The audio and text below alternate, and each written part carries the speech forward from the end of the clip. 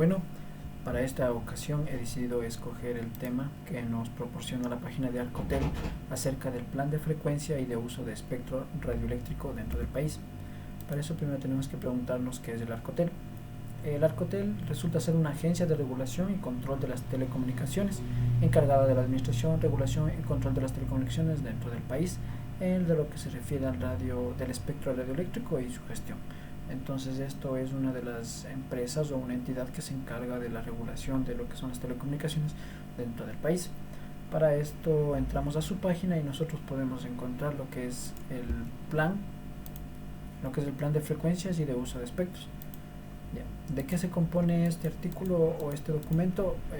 El documento empieza primero indicando lo que son los artículos donde vamos a encontrar todo lo relacionado referente a las telecomunicaciones. En este caso se conoce como la Ley Orgánica de las Telecomunicaciones o el LOT. Entonces tenemos lo que son, por ejemplo, los artículos 261, el artículo 95, cada artículo con sus incisos, donde nos muestra, por ejemplo, si nos referimos al artículo 95, nos refiere a la Agencia de Regulación y Control de las Telecomunicaciones, es competente para elaborar, aprobar, modificar y actualizar el Plan Nacional de Frecuencias. Entonces, cuando nosotros queramos saber qué dice la Constitución acerca de estos temas, podemos acercarnos, podemos ver la primera página de este documento que nos mostrará. Después, en la siguiente parte, el documento se divide en 4 capítulos. Tenemos el capítulo de términos y definiciones, características técnicas, atribuciones de frecuencias y al final el cuadro nacional de atribución de bandas. Esto para que nosotros nos podamos guiar y este documento nos pueda ayudar para el plan de frecuencias. Vamos con el primer capítulo. Podemos encontrar en el capítulo 1 lo que son términos y definiciones. Normalmente, como se sabe, este documento está dirigido a todas las personas que deseen saber acerca de este aspecto. Sin embargo, existen términos técnicos que la mayoría de personas no conocen y se adjunta a estos términos para que las personas puedan estar familiarizadas y en el caso de que quieran investigar dentro de este documento no puedan estar perdidos totalmente, ya que la mayoría de términos son de forma técnica.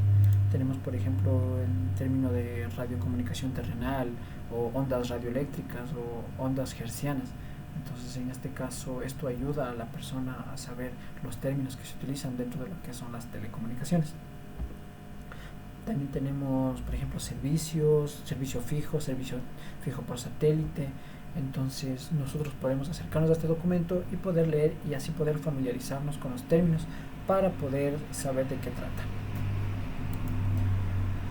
Esto con respecto al capítulo 1 es plenamente de términos y definiciones. En el capítulo 2 ya tenemos lo que son las características técnicas. En este caso ya se va a hablar un poco más de forma profesional, ya para que podamos saber cuáles son las reglas y cuáles son las normas que tenemos dentro del plan de frecuencias. En este caso empezamos viendo qué tipos de frecuencias existen. Esto ya es a nivel global, esto ya es a nivel mundial. Se sabe, por ejemplo, los hercios que se trabajan en lo que son las frecuencias. En este caso, por ejemplo, podemos ver el VHF, UHF, que se conocen normalmente como frecuencias altas, frecuencias ultra altas. Por ejemplo, el VHF 30 a 300 MHz, que normalmente esta frecuencia nos ayuda en lo que es la televisión, para el transporte de imagen y de audio dentro de la misma. Entonces aquí ya es un poco más técnico, lo cual al momento de leernos podremos ayudar con el glosario del capítulo anterior. Entonces aquí ya más o menos tenemos lo que se encuentra ya los términos técnicos. Por ejemplo, podemos encontrar en las características técnicas de las estaciones, o sea, lugares de donde se generan las señales.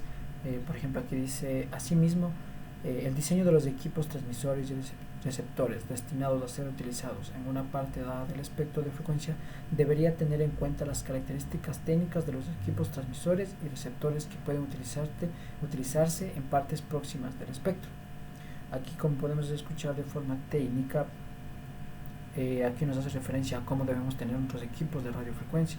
Tienen que ser unos equipos que puedan llevar la información de forma correcta y tenemos que tener en cuenta cuál va a ser nuestros receptores para que las frecuencias no tengan ningún problema.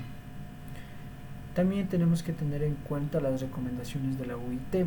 Creo que, como se sabe, dentro del documento también se rige con las normas que nos ha proporcionado la UIT.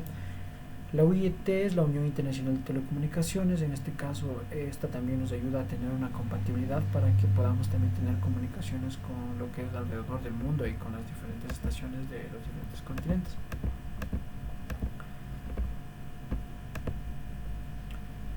Entonces, después de lo que son las características técnicas, de más o menos de informarnos de cómo debe de ser nuestros equipos dentro del país, como también son las homologaciones y los tipos de equipos que podemos utilizar, y las normas como ISO y las normas como las diferentes que nos ayudan a tener compatibilidad con diferentes marcas. Finalmente tenemos lo que se encuentra en el capítulo 3, que es la asignación de frecuencias. Dentro de este capítulo se atribuye un determinado tipo de frecuencia, tal vez para un uso en específico. Para esto también es importante saber que se divide en regiones con respecto a todo lo que se encuentra en esta página. Tenemos que tener en cuenta que el Ecuador y el continente americano se encuentran en la región 2, en donde los equipos pueden funcionar bien en esta zona para que se puedan comunicar. Ahora bien, ¿para qué se dan las asignaciones? Como se sabe, las frecuencias se pueden sobreponer. Entonces, en este caso, se les asigna dentro del país un radio de frecuencia para que pueda ser utilizada solo en este radio de frecuencia y no existan otras compañías, otras empresas, otros tipos de personas que utilicen la misma frecuencia y pueda tapar la otra, teniendo incluso mensajes más importantes que esta. Aquí podemos, por ejemplo, una de las frecuencias que podemos usar es el fijo móvil marítimo, lo que son de radionavegación, lo que nos ayuda para la meteorología. También tenemos lo que se conoce como la radionavegación aeronáutica, la radionavegación marítima, el móvil, y dentro de lo que son radios FM y dentro de lo que es radio AM. Como podemos saber, la frecuencia del radio AM nos ocupa un 10 kHz de ancho entre los 540 y 1600 kHz, mientras que las frecuencias de radio FM son conocidas desde el 88,1 MHz hasta 108 MHz. De ahí es donde normalmente se conocen los nombres de las estaciones de 105.3, 104.1, 95.8. Entonces, en este caso estamos hablando de frecuencias moduladas y estamos hablando de en qué frecuencia está viajando la información. Por último, ¿por qué es importante toda esta parte de aquí? Existen bandas que pueden ser utilizados tal vez por el gobierno o tal vez por una institución de salud que necesita alguna emergencia. Por ejemplo, en la región 1, las bandas de 70 y 90 kHz y de 110 a 130 kHz podrán utilizarse sistemas de radionavegación por impulsos siempre y cuando no causen interferencia perjudicial a otros servicios que están incluidos a estas bandas. Podemos ver aquí un reglamento dentro de este documento. Entonces nos podemos dar cuenta que estas de 70 a 90 kHz está utilizado para la radionavegación y esta no puede interferir con las demás. Esto nos ayuda a que todas las radiofrecuencias puedan ser utilizadas correctamente y pueden ser reguladas. Como sabemos, dentro de la Constitución puede existir que si alguien incumple estas normas, entonces se les penalizará de la forma que nos muestra la Constitución.